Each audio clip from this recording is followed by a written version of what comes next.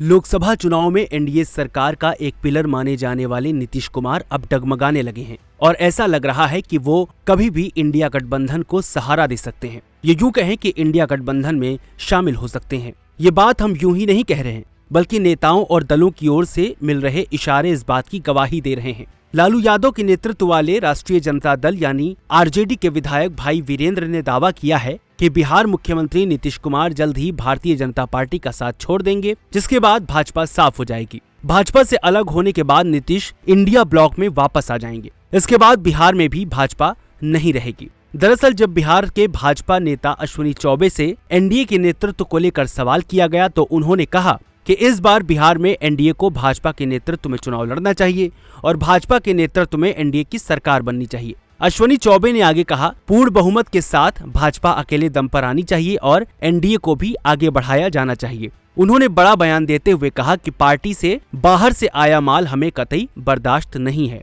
उन्होंने ये भी कहा कि वो चुनावी राजनीति से दूर रहेंगे। इन तमाम बयानबाजियों के बीच हमें इस बात का ख्याल रखना जरूरी है कि नीतीश कुमार के लिए इधर से उधर जाना कोई बड़ी बात नहीं है।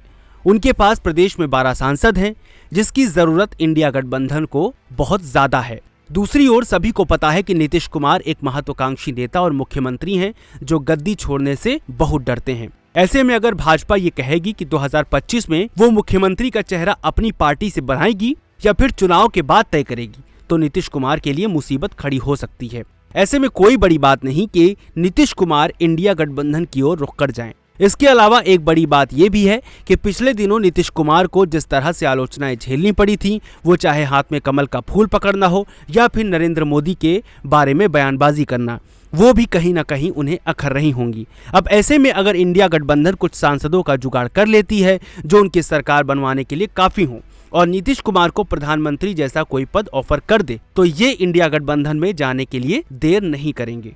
मगर ध्यान देना होगा कि बिहार की राजनीति को भाजपा जिस तरह से पढ़ रही है और फूंक फूंक कर कदम रख रही है, ऐसे में कह पाना मुश्किल है कि अब विपक्ष कुछ भी बड़ा कर पाने की भूमिका में है।